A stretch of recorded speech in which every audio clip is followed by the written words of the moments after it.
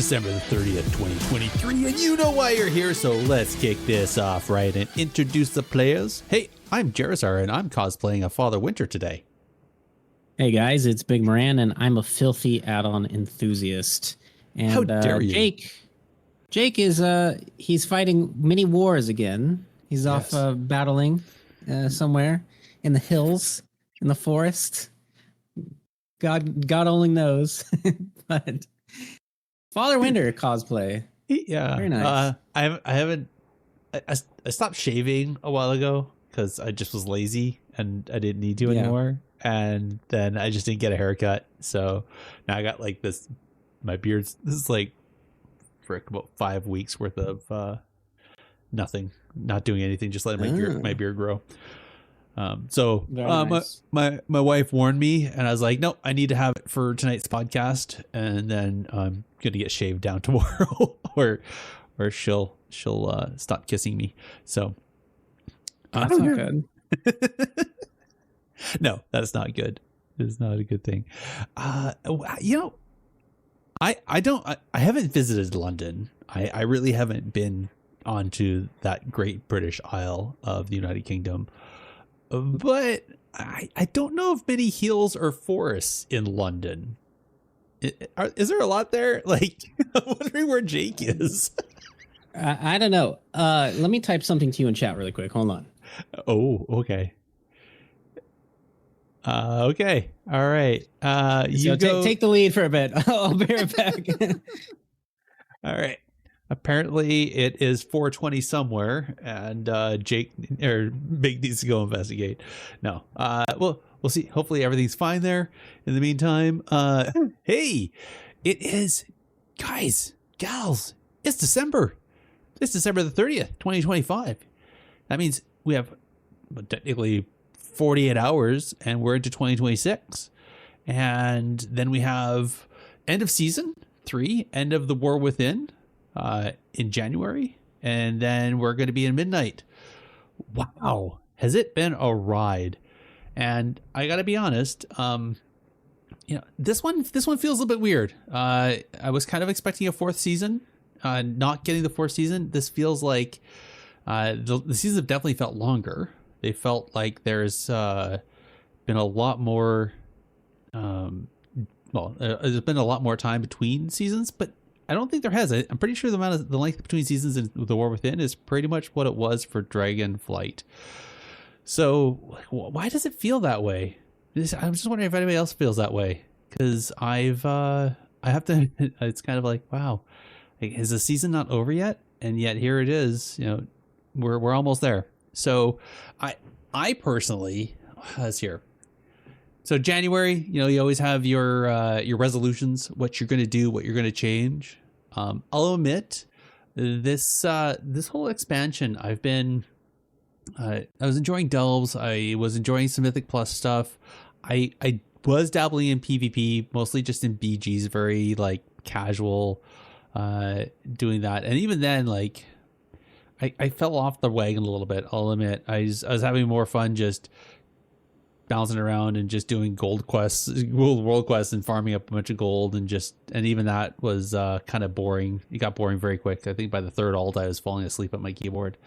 But the idea of, like, you know, logging in and doing BG Blitz or doing solo queue, I never felt I was prepared. I didn't have the gear for it. I wasn't prepared. I was not prepared. Which is funny because I started this last season, I was playing Demon Hunter for funsies, and yeah, I definitely was not prepared. So I guess what I'm going to have to do, I'm going to have to resolve, is that I think I'm going to have to return back to some of my roots, especially, you know, back in the Wrath, back in Burning Crusade, you know, logging in, you know, queuing up for the battleground almost immediately. Like, who cares? Just queue up, right? And so I think that is going to be my one resolution, and definitely getting into the Battleground Blitz and doing that, because it's fun. It is. And I want to get into it. I want to get into that rush of winning things with people as a team, and making friends. And hopefully that actually happens, because I know That's one thing we don't have lately is making friends. Really, it's all solo. But this is the thing that boggles me is the Blizzard put in that new what's it called? Recent allies in the social tab. And it was like the quietest. They didn't even say anything. It was the most quiet launch on that. I don't even remember hearing anything about it. I ran across it when I was on the alpha, and welcome back, Big. Good timing. Yeah. I ran across it in the alpha, and I was like, "Hey, look at this!" And then I found out it was already live in the game, and I didn't even know. And I'm trying to think who else I interacted with somebody on social media about that. I think it was maybe it was Levelden, I think. And I was like, he's like, yeah, we really need to have this. I was like, it's already there. And he's like, I had no idea. So I feel like that's something I'm going to definitely use in 2026 is so not only queuing up for BGs, queuing up for Battlegrounds, queuing up for BG Blitz. I just said BG 3 times when it's actually only twice because I'm probably only going to queue for epics if it's the weekly. And then otherwise, I'm just going to do BGs and BG Blitz and have fun. Try to have fun and make friends and use that recent allies thing to find people, reach out and start to build that community side. Cause I really feel that that's something that I've been missing out on this game. I keep joining guilds and yeah, they have community, but they're not PvP. And so then I'm playing by myself and then I try to, I know I am super bad. If anybody knows is on my friends list on BNet, it's like I'll log in and it's like 40 minutes later I then like oh, I have friends online. I should probably do something about that. So I need to become more active with communicating people and using the tools in the game to build those relationships and do the community thing and not just log in and play solo, because I feel like that is a rut that I've got into and it's not good. But how about you, Big, now that you're back? 2026, just around the corner. So first things first, The War Within, 3 seasons, not 4. And the length of the seasons, I'm pretty sure were the same length as the ones in Dragonflight. But it feels like they were longer. It feels like this has taken a long time to get where we are. What do you feel about it? Yeah, I mean, I kind of see what you mean. I mean, I think it's just this case of the final season. Like, the final season always seems to be dragged out a bit. Like, the first season of an expansion is everything seems to be going very fast. Yeah. The game is fresh. You get, you're having new experiences. And so, the first season, always really exciting. Second season feels, it's like you kind of want to relive that hype of the first season. And then the last season of an expansion always just feels inconsequential. Like it feels like nothing really matters. You've already played, you've already seen, the end credits, and we're just kind of waiting, right? It always just feels like a waiting game. I do like I'm so glad we're not having a 4th season like we did in Dragonflight, because those 4th seasons felt extra pointless to me. Mm-hmm. They were typically very experimental. They usually did some weird things during season 4s. Mm-hmm. But anyway, yeah, I mean, I like the pacing of the game overall. I just think we need something to sort of make the last season of every expansion feel a bit more exciting on the PvP front, because honestly, we don't really get much already, and it just feels like, especially now, there's a huge drought right now, I think, in PvP. Yeah. I don't have the numbers, but just from what I've observed with like Twitch viewership, like I kind of use Twitch viewership as like a barometer, or I don't know if that's the right metaphor for how the season is going, and it's been pretty bad. So yeah, I think the hype just isn't there right now, and if we need something better in these final seasons. It's interesting. I'm thinking back to a tweet I made or a post on X I made just a little while ago, which is that PvE content is consumed, but PvP content is experienced. And because that's always the thing. Like you go through the raid, you get the tier set, you get the gear, you kill the baddie, and then you move on to the next thing, right? Yeah. It's like eating a Happy Meal. Versus PvP's always been an experience because there's never it's very rarely is it repeated. Like that, you know, a different map, you have a different comp you're up against, you have a different rating, you have different experience levels, you have all that stuff, right? So it's always this repeatable experience. But listening to you now, Yeah. and I think this is the part is like for season 1, I mean, everything's new. People are trying to figure out because there's a whole bunch of new abilities. There's a bunch of new talents. Everybody's trying to figure out what the meta. Everybody's trying to figure the stuff out, right? Like, how do you counter that new ability? You know, is it really as deadly? Do I need to blow a cooldown or not? Do I have to do a defensive or can I, you know, do I run away? You know, all that stuff, right? And I feel like season 2 then. Sure, you have, you know, maybe there's new tier set, there's some new interaction there, but nothing's like, it's just kind of they're polishing out on the meta. And then season 3 is like the meta's figured out, everybody kind of knows. But this season, like, correct me if I'm wrong, but it seems like everybody kind of went to the flavor of the month because it's so easy to gear that there was no differences. There wasn't any repeat. You know, yeah, you had different maps you were queuing into, but it was pretty much queuing into the same stuff, right? Like, you know, almost guaranteed there was going to be a disc priest and a marksman hunter. Like There's been this weird thing that's happened now twice in a row, I believe, for season 2s. Mm-hmm. So I think the expectation going into season 2 is that, okay, season 1 was fun, but it was a little bit of a mess. Blizzard's going to fix that mess, and we're going to have, you know, a neat little season 2. Then this thing comes around called the Ret Paladin rework. And this has happened twice now, where they've reworked Ret Paladin twice, 2 times in a row in both season 2s. And then you just get this, you know, this so-called Retpocalypse.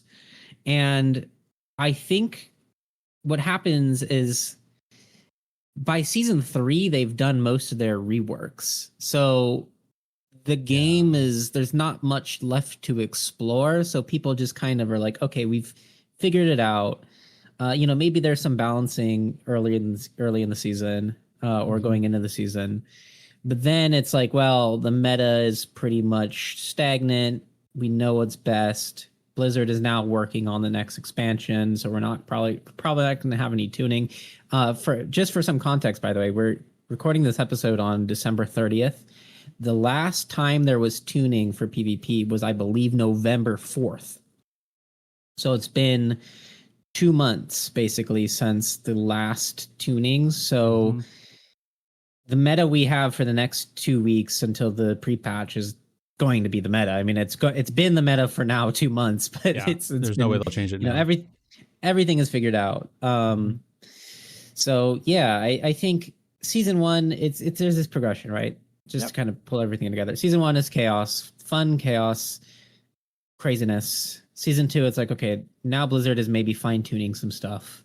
Maybe they throw in a few reworks. Maybe something becomes really OP. Then season 3, it's like a flash in the pan. Like there's some tuning, maybe at the beginning of the season, and then it's just like dead for the rest of the season. So and now we're just kind of in the waiting room, I believe, for midnight. I mean, that's at least how I feel. It's like we're kind of in the way the season is spiritually over at this point. You know, technically ends in like over 2 weeks, but it's over for most people. No, you're not wrong. Like, I think at best people are going to be pushing, you know, get some of that use that last minute inflation, you know, get their 1800, get some of the transmogs, maybe push to 2K. And then you have the rank ones that are going to be pumping to try to get the highest rating they can to get their rank ones and get their titles. But I don't expect there's going to be any massive revelations in these last couple weeks, nor is, I mean, we might see an increase in activity once Christmas is over. But I was hoping I was going to queue more, but just with how busy life has been and just with family and everything, I didn't queue at all. Like it's been bad. How about for 2026? What is your revelations or your resolutions for 2026 for PvP? Um, well, I mean, my goals are more content focused than in-game focused. I mean, it all kind of meshes together, I guess, to some degree. Um, Yeah. but I want to focus on making better videos next expansion. Um, don't know what it's going to look like yet, but that's part of my goals. And as far as like in-game goals, or in-game resolutions, ambitions, I I, I always make an attempt to play more alts, but I Mm-hmm. never really hard commit to it. Like Yeah. I've pretty much just played Druid, Mage, and Rogue for the past 10 years. Occasionally I'll try to play something else, but then I just really won't commit to it. I'd really like to start playing more alts. And for some weird reason, I had a dream the other night where I was playing Frost DK. And Really? I had a lot of fun in my dream playing Frost DK. And I was like, wait a second, maybe I should try this out. Yeah. Uh, so, yeah, I think there's a lot of alts that I've just kind of ignored these past few expansions, and I don't know why. Mm-hmm. It's like I've always wanted to play them, but I've never really committed to them. So that's going to be one of my resolutions, to play more alts and be more dedicated to my alts. Okay. Are you going to branch out to other healers? Like maybe do priest? I've actually, if there's one type of alt that I do consistently branch out to, it's a healers. I typically do best actually when I play Resto Shaman as an alt. Oh yeah. I really have no intention of playing Evoker, uh, nor do I have an intention of playing Holy Paladin. I Okay. like Holy Priest a lot. It's really fun to me. Disc Priest not so much. It's usually just Resto Druid, Resto Shaman, Holy Priest is what I enjoy the most. Okay. Um, and I mean, apparently Resto Shamans are really strong next expansion, at least on the beta so far. So that's a good Yeah. sign. You don't trust the beta though. Come on. You know what? You say that, but I trust it a little bit. Like, because people always say, oh, bro, it's too early. We're still in the Mm-hmm. beta. But Mm-hmm. I think a lot of the core, like, fundamental changes they make to classes do have a really big impact on balancing throughout the entire expansion. Sure. Um, and I mean, I don't remember what the beta was like in the War Within and how closely it tracked to balance at the beginning of season one. But I don't think it was like super far off, It was like maybe 60% correct if I had to estimate. So Yeah. yeah, I think what we have right now on the midnight beta is probably fairly close. Like it's not like it's gonna be completely different. It's probably gonna be relatively similar. Yeah. Fair. Fair. Fair. I think. Yeah. I'm trying to remember the last time there was like a big upset, and I want to say I don't remember for within. I don't remember there being like something that was OP in the beta or like in the PTR stuff, and then it came out that way, or that there was where something was OP and then it was like hard trashed and was B tier when it came out. So I'm pretty sure when the War Within launched, it like everything was pretty under the like what was expected was expected. There might have been some tweaks in that, like maybe something went from like super OP to just S tier, but I don't remember. I don't remember there being a big upset. So we'll I see. mean, what I remember distinctly, because we were doing war games on the beta, was Frost DKs were insanely broken on the beta. With this one of their hero talents was just Reaper's Mark. That's the ability. It was called Reaper's Mark. Was doing like Okay. literally 90% of someone's health in like one global. That got nerfed going Well, into the the launch. So, but that was like the one thing I remember being distinctly different. But like everything else seemed to track pretty well. Yeah. Like I remember Disc Priests were really good on the beta, and then season 1 launches and Disc Priests were really good in season 1. You know, and same with Preservation Evokers. Yeah. So yeah, Okay. I don't remember that thing about. I don't remember Frost DK. It was brutal. Zeke's gonna get upset with me for not considering or not remembering Frost DK. It was broken. Mm-hmm. Interesting. Well, so that's the thing. Okay, so you're gonna be focusing on content, more videos, better videos, and whatnot, which is exciting. I look forward. I love your last couple series you did with the, the whole thing about Wreckville and very influential PvPers and whatnot. Yeah, and the whole thing about the videos and that, which is awesome. So look forward to seeing what you do next.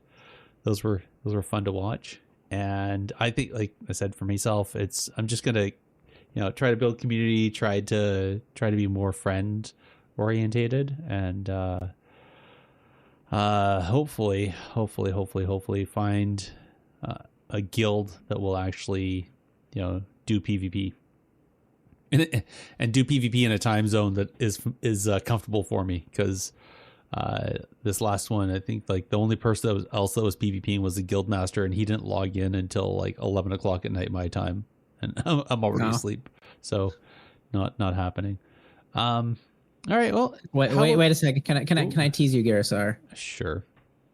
You would never make it as a rank 1 PvPer these days, because from my understanding, they're queuing at like 3 a.m. like every night. Like I would not. That is the truth. I'm a true gamer dad. 10 o'clock at night, I'm in bed. 5:30 in the morning, waking up to get ready for work. So, and on my weekends, it's pretty much like I go past 10:30 and I'm falling asleep on the couch. Like it's sad. My wife and I, we'll watch shows together, and regularly she'll make fun of me because I'll have started to fall asleep, and she can tell because of my breathing, and then she'll like I'll like kind of wake up out of it, and I'll look over and she's just looking at me. She's like, "Do you want me to pause it? Like, am I boring you that much?" It's like, "No, dear, no, I'm just tired. It's just a tired thing." I had a buddy, and he would drink like a large coffee on his way home from work, and then or like when he got home, he'd make like a pot of coffee, and then he'd just like drink a bunch of coffee and stay up till like 1 o'clock in the morning, and then pass out, because then the caffeine would taper out, and the melatonin would kick in, and he'd just like drop. Like, so that's anyway, fun things. Chemicals, brains. Yeah, you're right though. I can't. Brains. Chemicals and brains. I don't have the energy nor the fortitude to try to even push. But you have a wife. Come on, Mick. What are you doing? Where's your priorities? Come on. I guess I did not chew enough glass.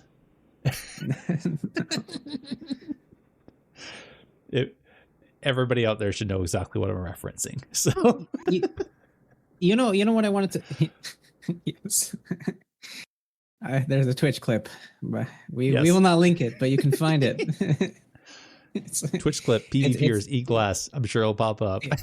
Yes. I want to talk about something that I tweeted about today, because it is an interesting philosophical discussion, I think, for PvP.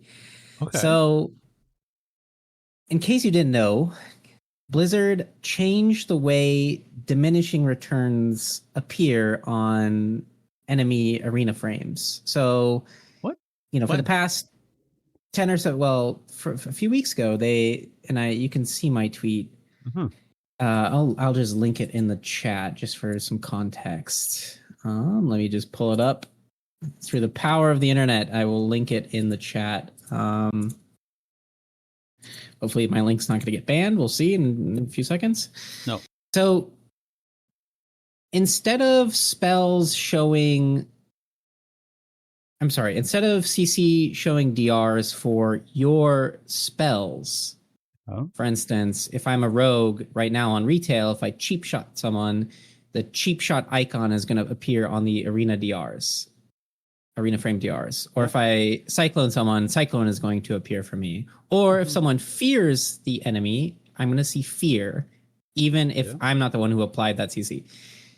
They changed it on Midnight to instead use generic icons. So in my tweet, this person is polymorphed.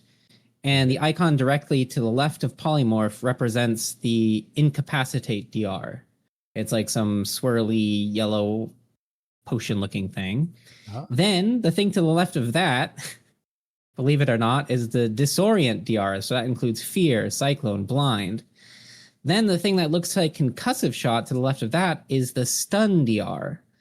So instead of using icons that are spells, like real spells, they're using these generic icons to represent DRs. My gut feeling is I hate this. I see what they were trying to do here, though. Like they're trying to make everything generic, which I think this is just bad for current players, and I don't even think it's good for new players. The argument, of course, is, well, how is someone supposed to know that Cheap Shot shares DR with Stormbolt, if it's not a generic icon? My main problem with this right now, and its current implementation, is none of these icons really convey, they don't really signal to me anything that they are supposed to represent. No.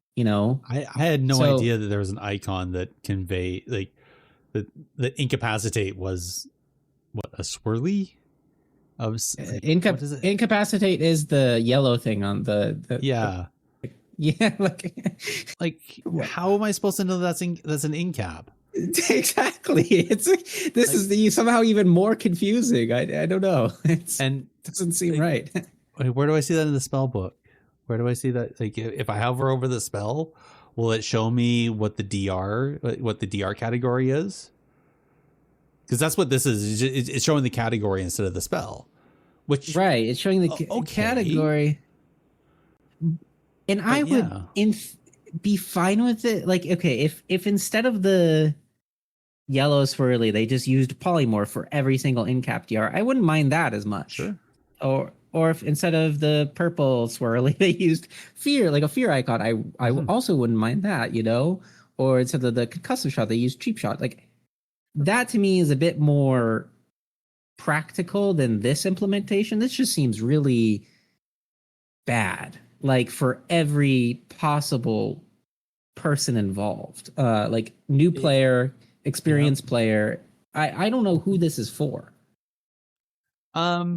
I feel this is for the player who has put in at least 300 hours of games and knows that their spells, their CC abilities and spells are in these categories, and that they are shared with those other abilities, and that therefore if they do a polymorph, it's going to be a half, the next one's going to be a half, and then after that it's going to be useless.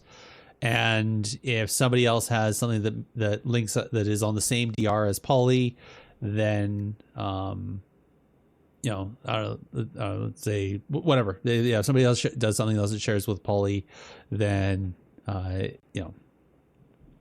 whatever, then I'll take away that second poly that they can do or whatever. But really that's what this looks like. This is going to force people to get very frustrated, then have to learn what the categories are, figure out what their abilities are and what shares with what, so that they know what those interactions are. Instead of, we've heard of it before, where it was in Solo Shuffle, where somebody ends up, I think, what was a case in point? Yeah, I'm pretty sure I was watching a Super Tease, and the Holy Priest was chastising. And Supa was kind of losing it I'm pretty sure Supa, he's pretty much losing it because he's like the chastise was messing up the DRs, and yeah, pretty sure is wiping out a bunch of his dots or something like that. He's just like, Yeah. right? Well, I think so. What they should do is they should just, instead of using these generic icons, maybe use icons that are in your spell book. Like if you have a incapacitate DR, Mhm. like freezing trap or hex or polymorph, that should be what gets displayed on your screen, instead of the generic icon. Because it's pretty rare, other than I think Rogue.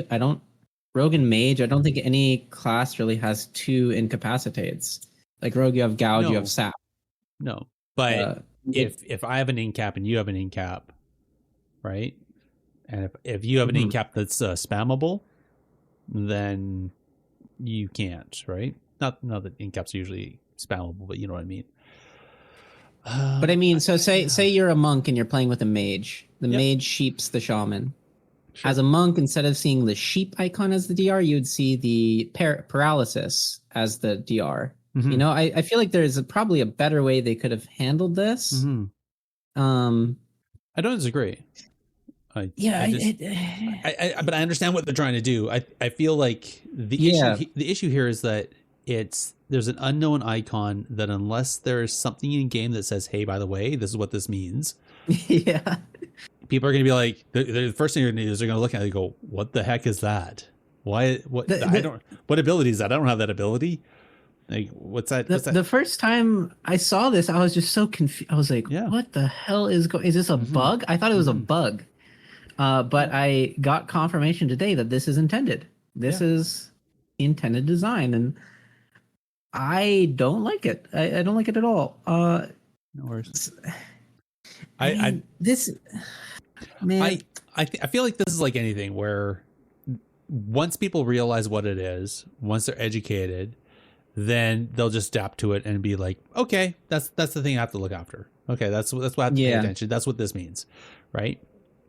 But that's going to be that piece. There's always that part of World of Warcraft where they don't provide the information.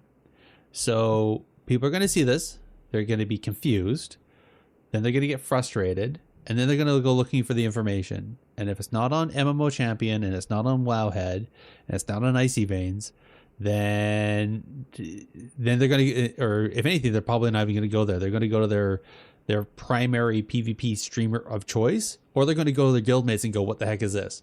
And if it's a bunch of guildmates that don't, aren't hardcore and don't know, it is just going to be more confusion again. So really what this tells me is that, hey, skill capped, Igmaran, do a video and explain this so that people know what the heck they're looking at. Right. And there's going to have to be websites that have this information and stuff, because otherwise, again, season 1 Midnight's going to not even pre-patch is going to show up and people are going to be like, what the F is this? And they're going to be confused as all hell. So, yeah,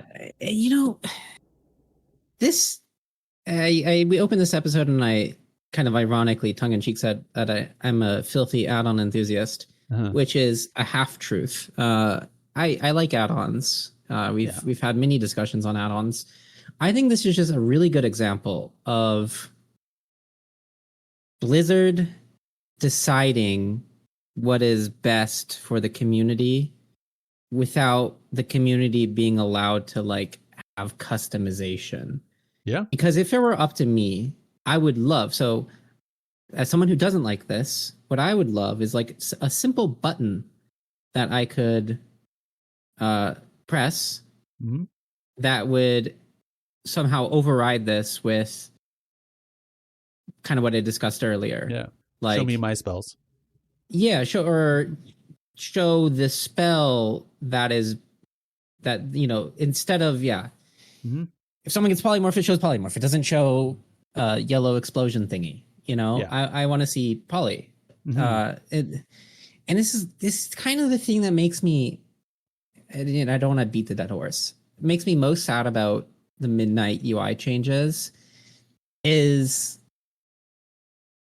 so much in the so much customizability got removed. I'm not talking about functionality. Yep. Because functionally this is the same as seeing normal DRs.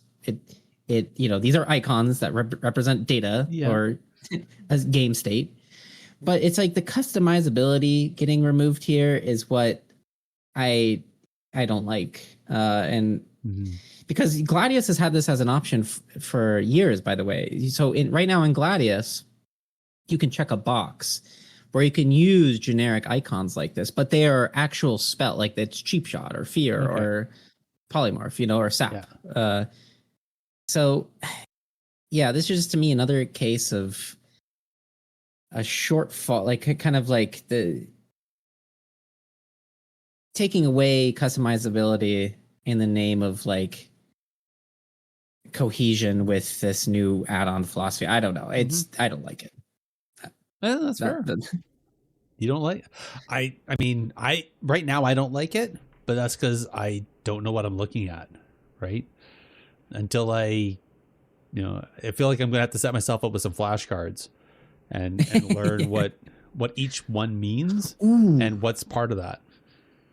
I had speaking of flashcards, I had an epiphany recently. Okay.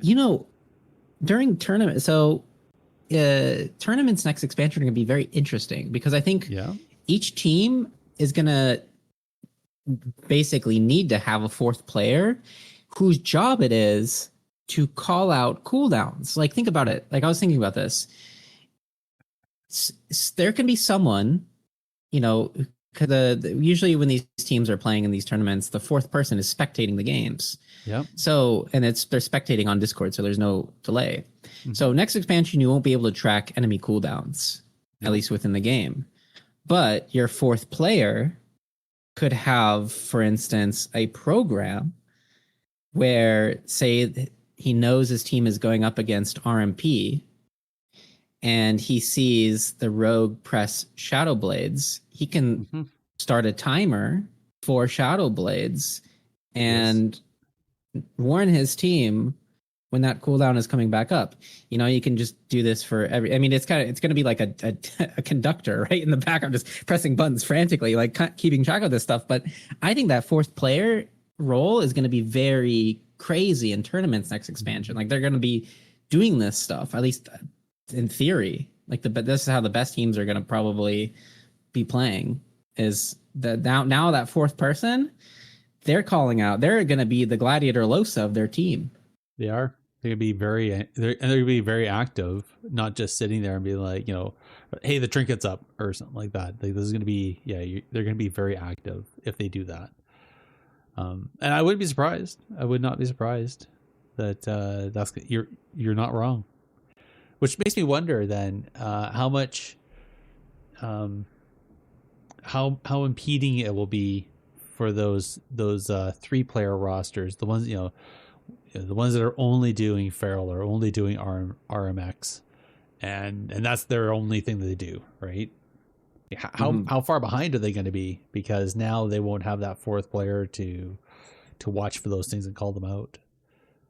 Yeah, and I just wonder what sort of comps are going to be good. It's because certainly the lack of add-ons or lack of being able to track enemy cooldowns is going to disproportionately benefit a certain type of comp. If I had to guess, it's going to be comps like Zeke's Draco Cleave that are going to benefit a ton from this add-on change, because so much of their win condition is like doing these strict setups. And I think what has been very limiting, at least on the high end of the ladder for a team like that, is that players are just so good at knowing when that setup is going to happen. Yeah. They're tracking Death Grip, they're tracking Blinding Sleeve, they're tracking Pillar of Frost. They can track all of this information. But now, not to make fun of Z, Z's obviously a good player, but it's a very simple strategy that his team is executing. Like, they're not doing necessarily anything fancy. They're just pressing the same buttons every 45 seconds. And it's up to the enemy team to block that. Now I think his team is going to have like a massive advantage, or like, comps like RMP. These big setup type comps, I think, are just going to be even stronger next expansion. And I think these PvE, comps like Demon Hunter, Boomy, that they have big cooldowns like Meta and Incarn, but they just kind of send those on CD. Like they're just kind of trying to win with big numbers. I don't think those comps are going to be as good just passively because of the add-on change. So I think a lot's going to be changing in the tournament scene next expansion, and we've already started to see hints of that. Like this was the first season where there was a quote unquote like upset in both regions. Yep. Right. We had Echo lose on EU and Welcome to the Jung lose on NA, or they both got second. I shouldn't say lose, but there's a shift. There's a new storm coming, and I think next expansion we're going to see potentially even a more volatile competitive scene, which I welcome with open arms personally. And I think it's going to be hard to make predictions for season 1 AWC in Midnight. Yeah, I suspect we're going to see a bunch of RMP because they're not going to be tracking the cooldowns, right? So RMP is it's predictable when they do their go, because it's when the cooldowns come up, right? They're going to start with the CCs and then boom, boom, boom. But I feel like there's going to be a bunch of RMPs that are going to have that advantage because people aren't going to have the add-ons to see the CC coming, so they won't be able to pre the go. Yeah, and I wonder like how strategies are going to change, because like a comp like RMP, like the good ones, they don't just hit one target. They kind of just choose. They whoever doesn't have defensives is typically the target, or can be a target. And now you won't be able to track defensive. So like on the flip side, maybe strategies are also going to be like a bit different next expansion, where you are more committed to attacking one player all game because you don't really know who doesn't have defensives all the time. Yeah, you won't be able to glance at your UI and be like, oh, that player is out. Yeah, so I don't know. I think I'm personally, I mean, as much as I've been kind of making fun of Midnight and DRs and that conversation from a few minutes ago, I'm really optimistic about the future of PvP from a gameplay point of view, because I think it's going to be the first expansion in a long time which has kind of felt truly different, where between ability pruning, the DR changes, the add-on changes, class changes, we're just in for a completely different ball game, which is exciting. Well, yeah, it's because it's not even the same ball game. It might the field might look the same, but the rules, the number of balls, the bats, everything's changing, and they're like turning off the lights, so you can be playing in the dark. So I feel like Midnight PvP is going to have a feeling like what even Burning Crusade, Wrath, maybe even Kata PvP felt like before we really had these add-ons that gave the information that we have, right? Yeah, I think, well, so I played beta today. Actually, I did one round of solo shuffle and someone AFK'd, and then I was like, okay, well, I'm gonna log off. But from a healer point of view, like the pacing of damage is really strange. I don't know if it's just with these lobbies on the PTR, it's like, or the beta, it's like it's a complete chaos. Like you're with a mix of it's full RNG players who might not. Yeah, it's completely random. But the way I would describe healing on the beta, it felt like kind of like a slow, or the damage and healing. It kind of felt like a slow avalanche. Like nothing was happening for a while. You could kind of hear like the cracks happen at the top of the mountain. You're like, oh, okay, well, something might be coming, and then you're just waiting, you're waiting, and it's like, because I had no problem keeping my team at 100% HP for like 2 to 3 minutes in solo shuffle as Resto Druid, who apparently are not good on beta. I don't know. And then suddenly, boom! Like someone just died. You know, it was like, what the hell? Like, then I couldn't take it. So it's like the pacing of the game is going to be a bit different. Because right now it's like it's very ping pongy. Like someone's health bars just go up and down. On the beta, I was like, okay, you know, I'm keeping it cool for now. And then at some point of dampening, I was like, oh my god, I can't do this. Wow. But I'll need to play more games. Yeah. Again, though, I feel like that the part of that's also like, is that balanced? Is there still more balancing tweaks? Is there going to be more damage once it goes live and you just haven't felt it yet because they haven't done that tuning pass? I don't know. And that's the hardest thing about betas and then PTRs is especially betas, because there's all the work that they do on the PvE side, and then when they're finally happy on the PvE side, then they tweak the PvP side, right? Yeah. So there may be some abilities out there that are going to get a buff or a nerf, but then also have like some sort of PvP adjustment and make them either irrelevant or make them kings, right? So it's so hard to judge. And let me plug my own work here for a second. So what I've done, so there's a new skill capped article site that I've been working on for the past basically month. Gone through several different iterations, but anyway, it's skill-cap.com, so skillcap.com/wow articles. That's all one word. And there's class guides, and in each class guide I have some midnight changes. So you can see the developer notes, the new Apex talents, and the class changes, spec changes, hero talent changes. What you might notice when you go through a lot of these guides is there's barely any PvP changes yet for any sort of class. There's some, but few and far between. Aren't those changes like, didn't they tweak some PvP talents or something? Like got rid of one and put in another one or something like that, I thought. There have been a few instances of that, yeah.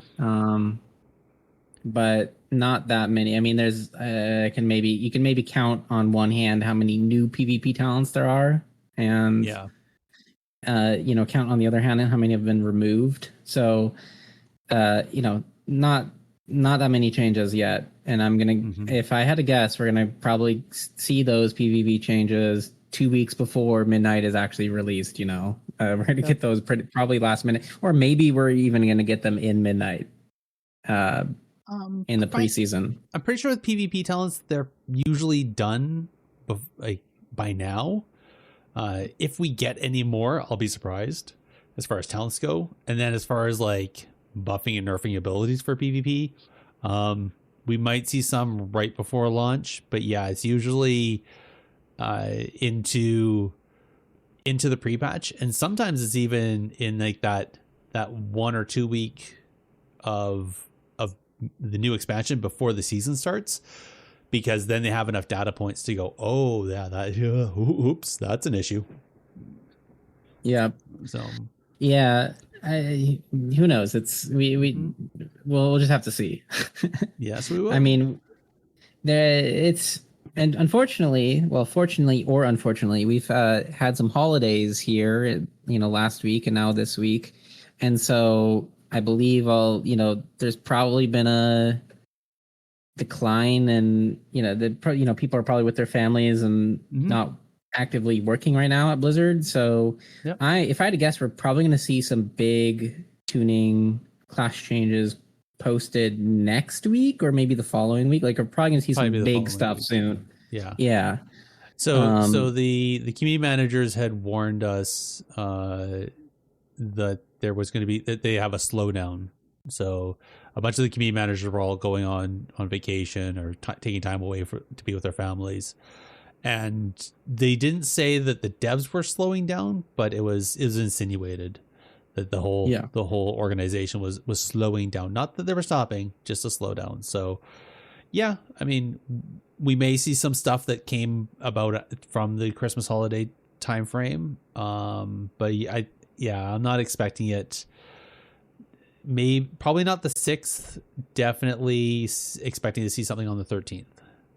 Maybe before that. Yeah, because I think for Midnight development they don't use the weekly schedule, so we might see something like that Thursday or Friday. So what, like the 8th or the 9th? And I'm sure, yeah, I'm sure there's probably, because I don't know how these, I don't know how the inner workings of Blizzard work, but if I had to guess, there's probably like a build that is going, like they've already like set in stone what that build's going to look like, and it just hasn't been deployed yet. Like they're, so we might even get something next week, that it's been just kind of something in the pipeline. Yep.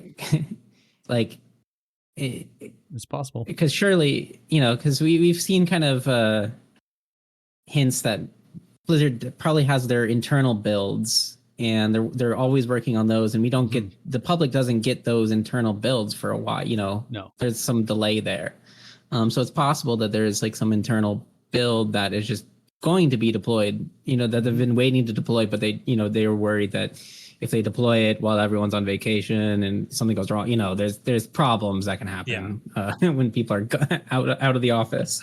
Yeah. Well, they've done that before. They've launched a build, and there was a part of it that either was missed, and so it looks clunky because this other piece hadn't been actually added in when it should have been. This little building block, or they'll throw something. Somebody threw something in there as like an experiment, and it wasn't well explained that it was just an experiment, and the whole community goes to Chernobyl because it's like, oh my god, you've changed this huge, like, what do you, and they're like, whoa, it's just a little, just a little play test, see how this feels or not doesn't feel, right? So you're not wrong. Like, there's probably a build sitting there waiting for a green light.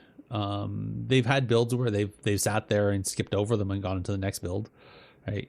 You can see that in the numbering. There's no way that some of these number jumps are it's not like they purposely went up by 100 100 300, right? Like, it's because there's a couple things there that got, maybe we won't do that one, so whatever. It's all development. It's fun. I'm excited by the new expansion, like I usually am. I'm excited to see where the story goes. I'm excited to see where PvP ends up, with all these add-on changes and all these ability changes, and the pruning that happened. I will admit that I've been having cognitive overload, and so whenever I feel that is usually shortly after they have the pruning, and then it feels better because there's not so much. It's mentally more manageable. And what was interesting, I was, because this was my first time playing the beta in a while, and Resto Druid's had some pruning, but it's still, the spirit of Resto Druid was still there. It's just slightly less cognitive load, I would say. I do worry a little bit about like this downtime, but maybe then just me having like sort of an elitist concern, like, maybe it's not the end of the world if I can't min max like I used to, but, I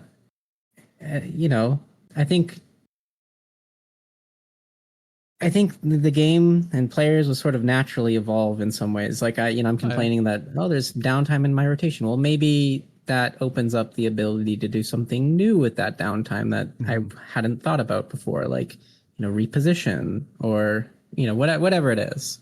Yeah. So I think, to quote one of my favorite movies, Jurassic Park, life finds a way. The meta finds a way, right? Yes. We adapt. It does. Now, I want to throw this one out there. Just looking back over 2025, and this is something I heard from the community. I think some creator come up with this or whatnot, but the question of we're spending $15, let's say $15 a month, but everybody, depending where you are, you're paying somewhat different. Let's say the $15 a month, and they're supposed to be developing content using that $15 a month plus what they charge us every time there's a new expansion that comes out. Have you felt that you are getting $15 a month plus expansion worth of PvP attention and content? I'm going to answer this question by talking about Pokemon Go and something one of my favorite Pokemon Go creators once said. So, and I promise you this will make sense.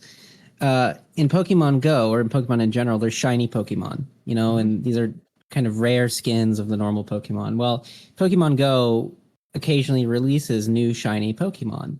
And, it's kind of a big, some people think this is a big deal. Like, ooh, there's a new shiny I need to collect. To quote my favorite creator, Trainer Tips, he said, shiny Pokemon, that's not content. And that's kind of how I feel about some of the sort of so the quote unquote content that's added for PvP over the past few years. Like, we got a new arena map. Mm-hmm. To me, that's not content. We're getting a new epic BG. That's kind of content, I guess. That's yeah. I'll give that's a little bit of content, And to circle this back to what you said earlier, like PvE is, what did you say? It's consumed. Consumed. PvP is consumed. Like, sorry. PvE is consumed. PvP is experienced. PvE is consumed. So a new dungeon, that's content. A new raid, that's content. Mm-hmm. A new quest line, that's content. We don't ever really get real new content as PvPers. I would argue that maybe the solo shuffles in some ways kind of content, but not really. And that's kind of a gray area. So I don't think we've gotten our $15 a month for our value out of that for a long time as a PvPer. I don't think we've gotten truly new PvP content. And I will defend this to my grave that PvPers, as much of a bad rap as we get, I mean, we are selfless. Like, we don't ask for much, and we get nothing, I think the only thing we've actually asked for is communication. It's been 3 years. Yep. since the last communication. Yeah. Yep.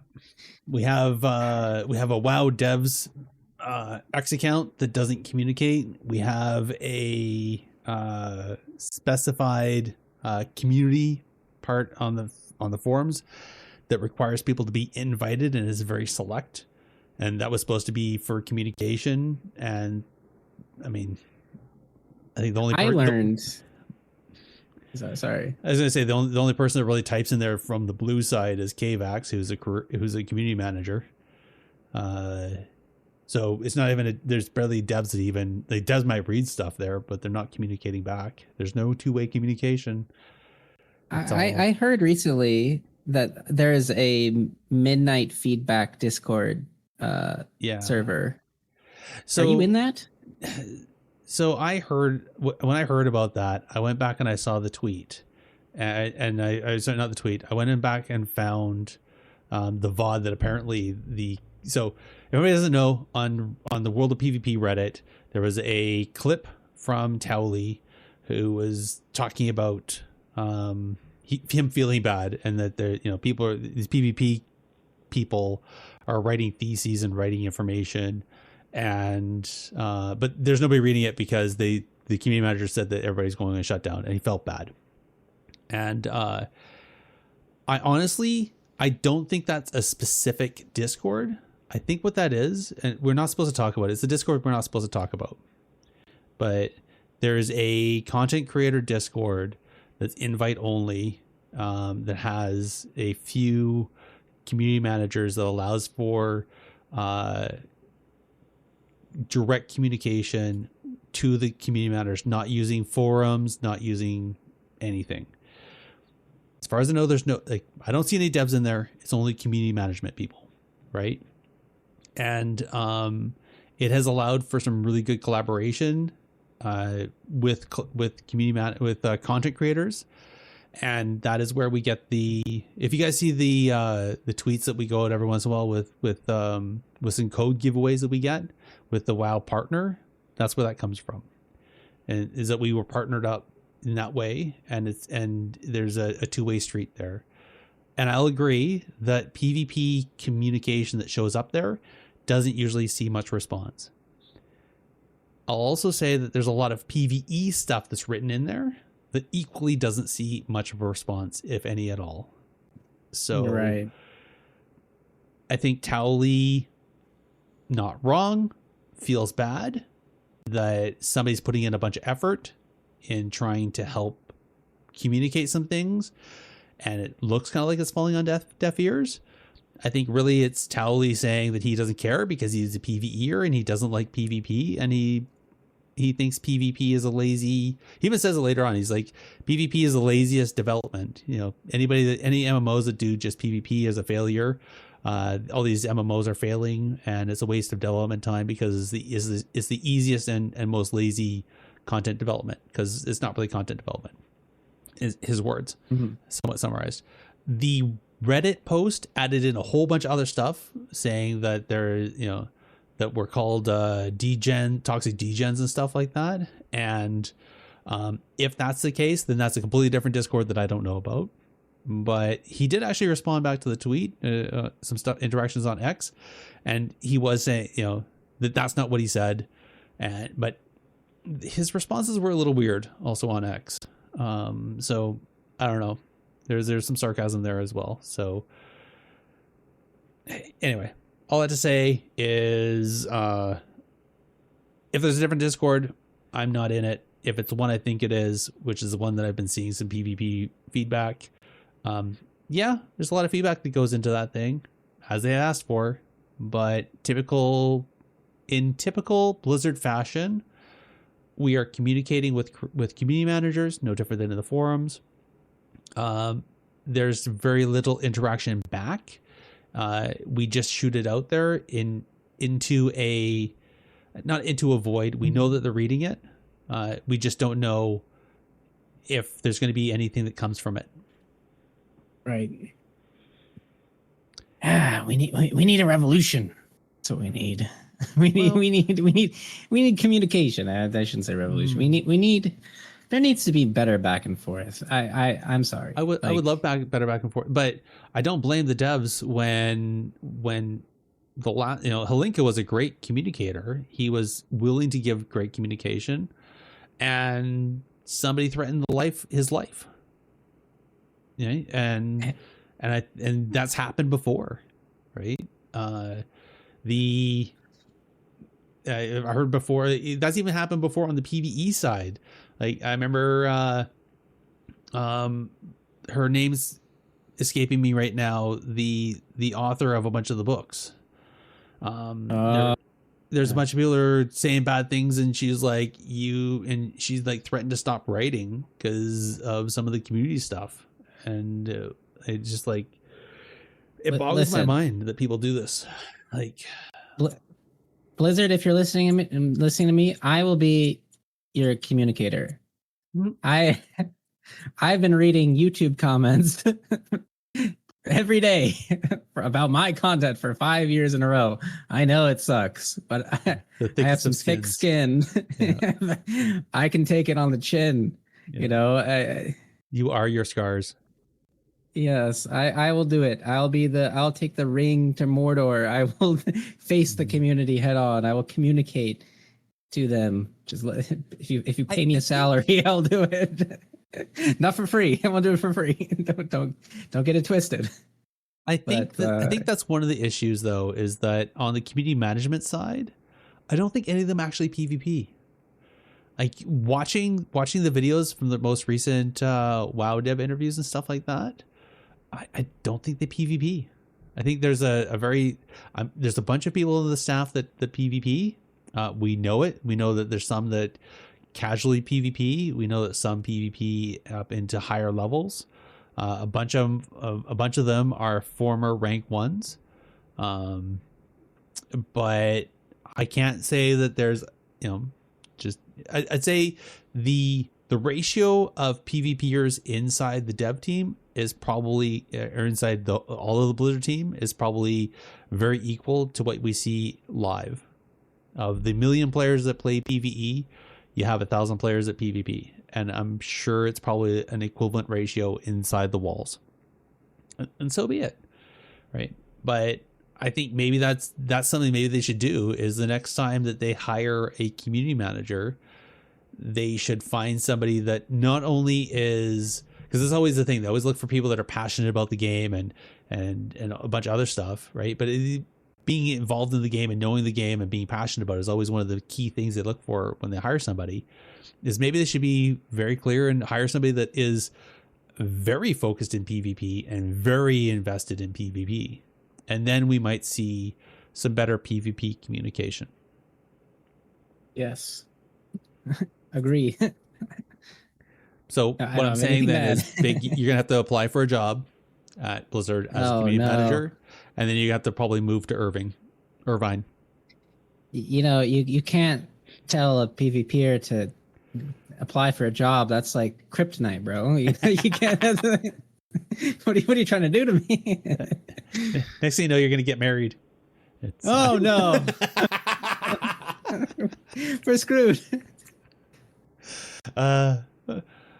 Jarisar, what did you do? Skill captain's gone down the toilet. I told Big he was going to get married. What?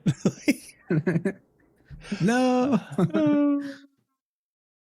You were the chosen one. Yes. All right. I think that's pretty much done. We'll round this one out. Just before we close out for shout outs, I just want to point out I got tagged into this one, and I want to speak on it just so everybody hears it as well. So Valor has been running PvP pet battles and doing a great job. I tried doing it for a while. It's not easy, not gonna lie. But they are doing their world finals. So the regionals are on the 3rd and the 4th over at VLR_Valor Gaming on Twitch. And then the world finals, which is going to be NA versus EU, is going to be on January the 10th. So go check it out. They have giveaways and everything. This is sponsored by Raider.io, Icy Veins, WowPetGuide.com, Petcraft, or WarcraftPets.com. But they're also doing donations for Stack Up. So go check it out. Highly recommend. It's usually a fun go. It's if you like Pokemon, you'll like this, because that's basically what it is. It's just without the was it the foil or the sparkly Pokies? Shinies. The shinies. There you go. So to you, Big, any shout outs before we close this out? Shout out to everyone who replied to my feedback form for the new SkillCap website. I've implemented a lot. I've done my job as a community manager by taking those suggestions and immediately implementing them into the website. So a lot of good ideas. And I am a man of the people, but the people are what make me the man. So shout out to the people.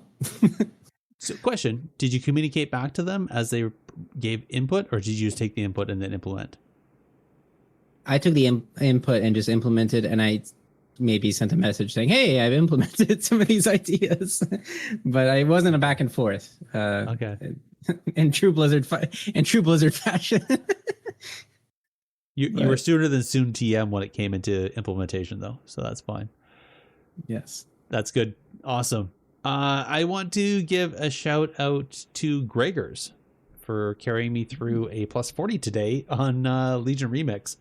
There's been just some back and forth, both with Gregors and with Mortai over in our Discord channel, and they were both saying that they can do solo carries and stuff like that. And I just happened to be on. Gregors saw me. He's like, "Hey, let's do this." I was like, "Hey, give me an hour," because I had family responsibilities. So I was able to carve some time out, and he ran me through a Halls of Valor where I died almost immediately. I do not.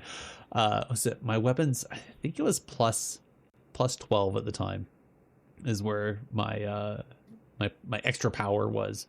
Like, I'm so far behind on everything there. And so I just basically sat as a corpse the whole time, and he just cleared stuff and brought a few other people along, which was fun. And then he pulled me into a Mythic Taurus, where again I spent half the time waiting for the ability to res. Oh, neat fact. Here's one for you. So I found out today that in Remix, there's an achievement for killing 1,000 players, but they turned PvP off. So what people do is in raids, they purposefully, you know how you get debuffs every once in a while, where like you can kill somebody. Yeah. If you like pop the debuff onto them and then they die. So that's what this. There's some players, and they were running around with debuffs and turning people into like little bombs and killing them, so they get killed player points, basically honorable kills, so they get this 1,000 players killed achievement in My Remix. goodness. So there's people that were purposely running to me with debuffs because I had such low health that I, 2 ticks and I died. And yeah, I was like, I didn't type any words, but I was thinking words to type that were not nice. Anyway, Gregor's explained it to me that's why they're doing it. I was like, the things people do for an achievement, and wow, man, like, oh my gosh. Yep. No, it never ceases to amaze me the amount of effort that gamers will put in for a sparkly little hit of dopamine, a little banner, a da-dung in their ears to say that they did something, which is in the end pixels and a couple bits in a database. But here we are playing the game 20 years later, still loving it. On that note, Big, can you list off where the listeners can find us? I can. You can contact us directly on X at technically_PvP, or on Blue Sky at technicallypvp.bluesky.social, or by an email to technicallypvp@gmail.com. You can also join our discussions on the Bonus Roll Productions Discord. Indeed. You can also visit the Bonus Roll website to find a podcast directory with us and many other great shows at www.bonusroll.gg. This directory also has a review system, so head on over there, tell everybody what you think of your favorite shows. And I'm probably going to put a link for your tweet into the show notes there, Big, and probably also do one for the PvP pet battles. So if anybody's listening to this far into the podcast, you'll see those in the show notes.